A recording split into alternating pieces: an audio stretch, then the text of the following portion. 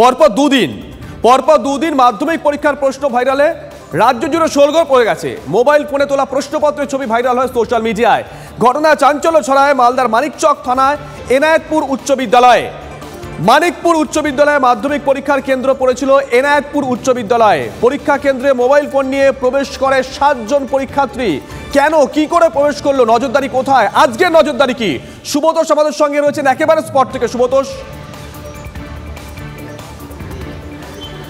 হ্যাঁ দেখো, এই মুহূর্তে তোমাকে দেখাই এই যে স্কুল মালদা উমেশচন্দ্র বাস্তুহারা বিদ্যালয়, এই স্কুলটার সামনে দেখো পুলিশ মোতায়েন রয়েছে।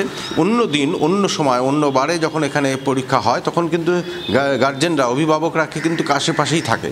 এখন তোমাকে দেখায় যে রাস্তার দূরত্বটা ঠিক কোনখানে কোন জায়গাতে তাদেরকে পাঠিয়ে দেওয়া হয়েছে, সেই অতটা দূরে তাদেরকে সমস্ত অভিভাবকরা যারা এসেছিলেন তাদের ছাত্রছাত্রীদের নিয়ে বা তাদেরকে ওই অত দূরে রাখা হয়েছে। ফলে নজরদারি কিন্তু চূড়ান্তই। প্রথমত হচ্ছে যে পুলিশ ছাড়াও যারা শিক্ষকরা রয়েছেন তারা কিন্তু কয়েকটা ধাপে চেক করছেন।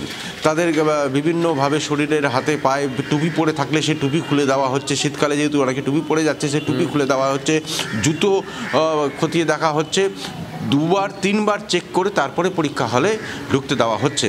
কিন্তু এর পরেও সম্ভাবনা থেকে যাচ্ছে, মানে প্রধান শিক্ষকরাই বলছেন যে তারা তো এইভাবে কোনো ট্রেন নয়, তারা কোনো প্রশিক্ষণ প্রাপ্ত নন যে কিভাবে তারা চেক করবেন। কারণ বিভিন্ন জায়গাতে যেটা দেখা যাচ্ছে পাঁচিল টপকে আগেই ফেলে দেওয়া হচ্ছে মোবাইল, এবং তারা যখন ঢুকছে একটা সময় গিয়ে সে মোবাইল নিয়ে চলে আসছে, সে মোবাইল ব্যবহার করছে।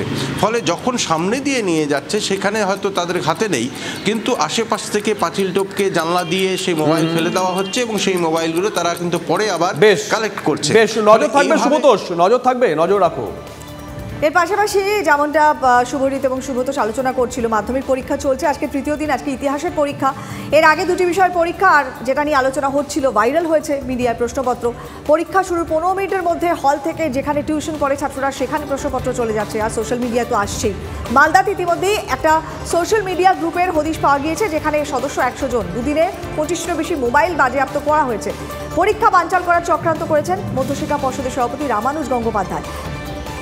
একবার একটু শুনে নি কি বলছেন Ramanuj Gangopadhyay.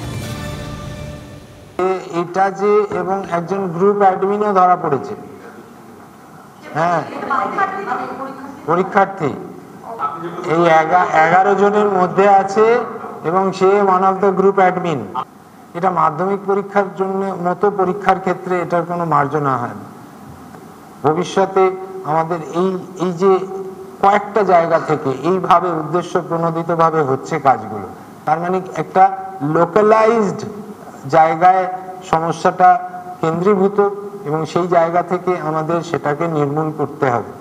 So the problem has to be মানে completely eradicated, otherwise this will be very harmful. কারণ একটা জায়গা থেকে পুরো সিস্টেমকে কলঙ্কিত করার কারুর অধিকার নেই। সুমন মহাপাত্র আমাদের সহকর্মী রয়েছেন আমাদের সঙ্গে। সুমন, আমরা রামানুজবাবুর বক্তব্য শুনলাম। পরপর 3টে প্রশ্ন থাকে আজকে তৃতীয় দিন। এক হচ্ছে সত্যি এই ভাইরাল হওয়া রোখা যাবে কি? দ্বিতীয়ত সুব্রত যেটা বলছিল যে কোথাও প্রধান শিক্ষকরাও এখনো আশঙ্কা করছেন যে আবার যদি পরবর্তীতে মোবাইল নিয়ে তারা ঢুকে পড়ে ছাত্ররা, এই পরীক্ষাটাতে পর্ষদ পাশ করতে পারবে কি? দেখো, পর্ষদ তার সর্বোচ্চ চেষ্টা করছে। আজকে মাধ্যমিকের তৃতীয়া বলা চলে, কিন্তু আজকেও প্রশ্ন এই সোশ্যাল মিডিয়ায় ভাইরাল হওয়া আটকানো যাবে কিনা এই নিয়ে কিন্তু পর্ষদ যথেষ্ট উদ্বিগ্ন। মালদার এনায়েতপুর হাই স্কুলের ঘটনা, যেখানে পরপর দুদিন, প্রথম এবং দ্বিতীয় দিন 25টি মোবাইল বাজেয়াপ্ত হয়েছে। আই রিপিট, 25টি মোবাইল। এবং তারপরেও কিন্তু এই এনায়েতপুর স্কুল থেকেই, যেখানে গোপালপুর স্কুলের পরীক্ষার্থীরা পরীক্ষা দিতে যাচ্ছেন, সেখান থেকেই কিন্তু প্রশ্ন বেরিয়েছে বলে প্রাথমিক ধারণা পর্ষদের। আমাদের রিপোর্টার সুব্রতোষ যদি এনায়েতপুর স্কুলের সামনে থাকতো, সে দেখাতে পারতো যে কিভাবে সেখানে নজরদারি বাড়ানো হয়েছে আজকে পর্ষদের তরফ থেকে। কিন্তু তারপরেও আদৌ কি এই প্রশ্নপত্র ভাইরাল হওয়া রোখা যাবে? তার কারণ একটা চক্রকে পর্ষদ আইডেন্টিফাই করতে পেরেছে।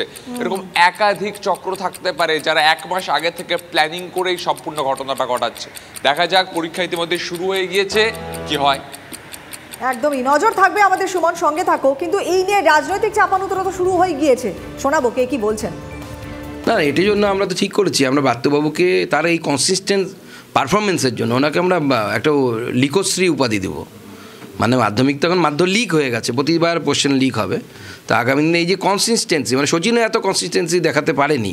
সচিন প্রতি ম্যাচে তো 100 করতে পারতেন না, কিন্তু দেখুন ব্রাত্যবাবু কিন্তু একদম সুন্দর করে প্রতি বছর নিয়ম করে ঘটা করে মাধ্যমিকের প্রশ্ন লিক করতে, মানে ওনার আমলে লিক হচ্ছে, সেজন্য ওনাকে লিকোশ্রী উপাধি আমরা দেব।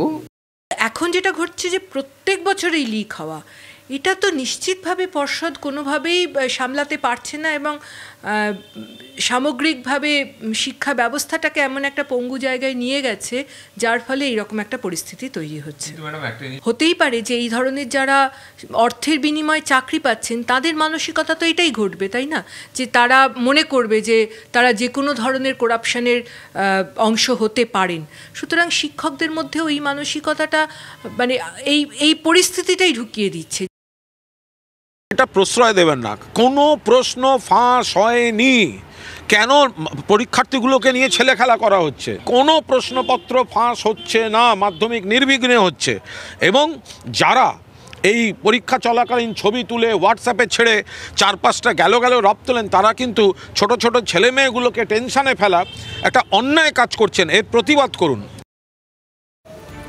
কোয়েল, কোথাও গিয়ে কুণাল ঘোষ আর পর্ষদ সভাপতির কথার মধ্যে কিঞ্চিত ফারাক দেখা গেল না? যাই হোক, কোন দিকে যায় পরিস্থিতি নজর থাকবে। এদিকে মাধ্যমিকের প্রশ্নপত্র ভাইরাল হওয়া থেকে ঘটনা থেকে শিক্ষা, প্রশ্ন ফাঁস রুখতে নয়া ভাবনা উচ্চ মাধ্যমিক শিক্ষা সংসদের তরফ থেকে। উচ্চ মাধ্যমিক পরীক্ষায় প্রশ্নে থাকবে ইউনিক নম্বর, প্রত্যেক প্রশ্নপত্রের ডান দিকের উপরে থাকবে এই ইউনিক সিরিয়াল নাম্বার। উত্তরপত্রে সেই সিরিয়াল নাম্বার লিখতে হবে পরীক্ষার্থীদের। সই করার সময় উত্তরপত্রের ইউনিক কোড মিলিয়ে দেখবেন পরিদর্শকরা।